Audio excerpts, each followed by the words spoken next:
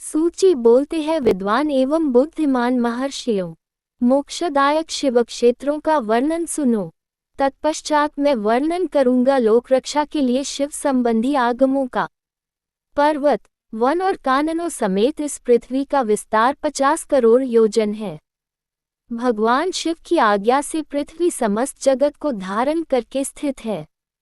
भगवान शिव ने भूतल पर भिन्न भिन्न स्थानों पर वहां के निवासियों को कृपा पूर्वक मोक्ष प्रदान करने के लिए शिव क्षेत्र निर्मित किया है।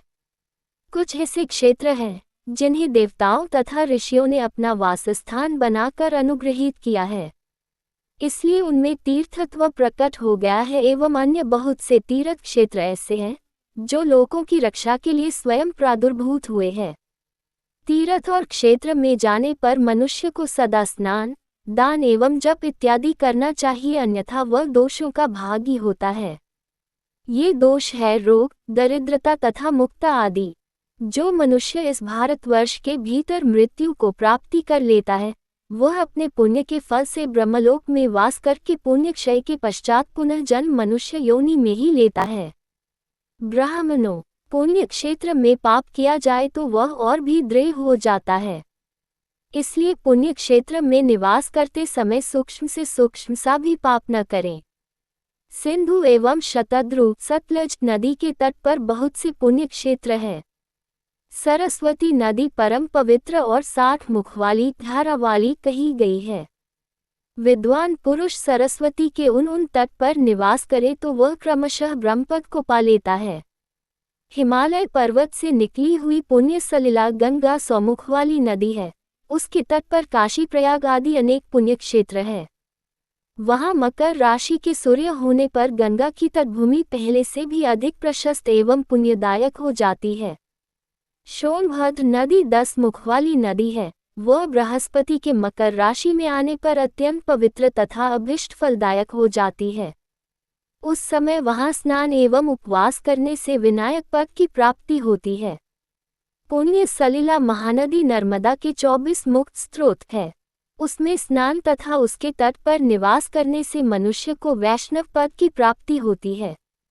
तमसा के 12 तथा रेवा के 10 मुख है। परम पुण्यमयी गोदावरी के 21 मुख बताए गए हैं। वह ब्रह्महत्या तथा गोवध के भूलवश अथवा अनजाने में हुए पाप का भी नाश करने वाली एवं रुद्रलोक देने वाली है। कृष्णवेणी नदी का जल बहुत ही पवित्र है। वह नदी सभी पापों का नाश करने वाली है। उसके 18 मुख बताए गए हैं तथा वह विष्णुलोक प्रदान करने वाली है। तुंगभद्रा नदी के 10 मुख है। वह ब्रह्मलोक देने वाली है। पुण्यसलिला सुवर्णमुखी के 9 मुख है।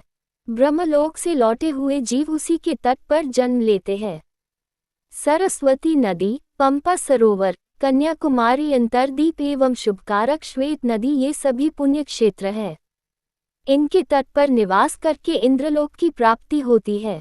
सह्य पर्वत से निकली हुई महानदी कावेरी परम पुण्यमयी है। इसके 27 मुख बताए गए हैं। उसके तट स्वर्गलोक की प्राप्ति कराने वाले तथा ब्रह्मा और विष्णु का पद देने वाले हैं। कावेरी के जो तट शैव क्षेत्र के अंतर्गत है, वे अभीष्ट फलदायक होने के साथ साथ शिवलोक प्रदान करने वाले हैं। नैमिषारण्य तथा बदरिक आश्रम में सूर्य और बृहस्पति के मेष राशि में आने पर अगर स्नान करें तो उस समय वहां किए हुए स्नान पूजन आदि को ब्रह्मलोक की प्राप्ति कराने वाला समझना चाहिए। सिंह एवं कर्क राशि में सूर्य की संक्रांति होने पर सिंधु नदी में किया हुआ स्नान तथा केदार तीर्थ के जल का पान एवं स्नान ज्ञानदायक जाना गया है। जब बृहस्पति सिंह राशि में स्थित हो, उस समय सिंह की संक्रांति से युक्त भाद्रपद मास में यदि गोदावरी के जल में स्नान किया जाए तो वह शिवलोक को प्राप्त कराने वाला होता है। ऐसा पूर्वकाल में स्वयं भगवान शिव ने कहा था। जब सूर्य और बृहस्पति कन्या राशि में स्थित हो, तब यमुना और सोनभद्र नदी में स्नान करें। वह स्नान धर्मराज तथा गणेश जी के लोक में महान भोग प्रदान करने वाला होता है। यह महर्षियों की मान्यता में से है।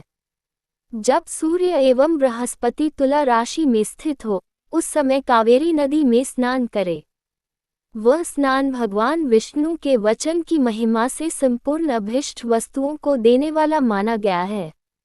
जब सूर्य और बृहस्पति वृश्चिक राशि में आ जाए, तब मार्गशीर्ष अगहन महीने में नर्मदा नदी में स्नान करने से भगवान श्री विष्णु लोक की प्राप्ति हो सकती है।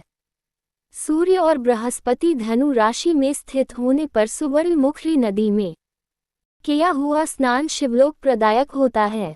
जब सूर्य एवं बृहस्पति मकर राशि में स्थित हो, उस समय माघ मास में गंगाजी के जल में स्नान करना चाहिए। ब्रह्माजी का कथन है कि इस स्नान से शिवलोक की प्राप्ति होती है। शिवलोक के पश्चात ब्रह्मा और विष्णु के स्थानों में सुख भोगने पर अंत में मनुष्य को ज्ञान की प्राप्ति होती है।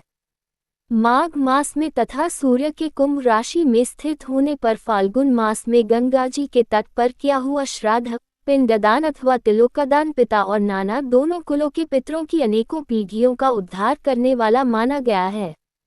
सूर्य और बृहस्पति जब मीन राशि में स्थित हो, तब कृष्णवेणी नदी में स्नान की ऋषियों ने प्रशंसा की है। उन महीनों में पूर्वोक्त तीर्थों में किया हुआ स्नान इंद्रपद की प्राप्ति कराने वाला होता है। विद्वान पुरुष गंगा एवं कावेरी नदी का आश्रय लेकर तीर्थवास करें। ऐसा करने से तत्काल किए हुए पाप का निश्चय ही नाश होता है। रुद्रलोक प्रदान करने वाले बहुत से क्षेत्र है। ताम्रपर्णी एवं वेगवती ये दोनों नदियां ब्रह्मलोक की प्राप्ति के स्वरूप फलदायक है। इनके तटों पर कितने ही स्वर्गदायक क्षेत्र है। इन दोनों के मध्य में बहुत से पुण्य क्षेत्र है। वहां निवास करने वाला विद्वान पुरुष वैसे फल का भागी होता है। सदाचार, उत्तम वृत्ति एवं सद्भावना के भरपूर मन में दया भाव रखते हुए विद्वान पुरुष को तीर्थ में निवास लेना चाहिए, अन्यथा उसका फल नहीं मिल पाता। पुण्य क्षेत्र में किया हुआ थोड़ा सा भी पुण्य अनेक प्रकार से वृद्धि को प्राप्त होता है, तथा वहां किया हुआ छोटा सा पाप भी महान हो जाता है। यदि पुण्य क्षेत्र में रहकर ही जीवन बीताने का निश्चय हो तो उस पुण्य संकल्प से उसका पहले का सारा पाप तत्काल नष्ट हो जाएगा, क्योंकि पुण्य को ऐश्वर्यदायक भी कहा गया है। ब्राह्मणों, तीर्थवास जनित पुण्य कायिक, वाचिक तथा मानसिक सभी पापों का नाश कर देता है। तीर्थ में किया हुआ मानसिक पाप वज्लेप हो जाता है, वह कई कल्पों तक पीछा नहीं छोड़ता। वैसा पाप केवल ध्यान से ही नष्ट हो सकता है, अन्यथा नहीं। वाचिक पाप जप से तथा कायिक पाप शरीर को सुखाने जैसे कठोर तप से नष्ट हो सकता है, अन्यथा बढ़ता रहता है।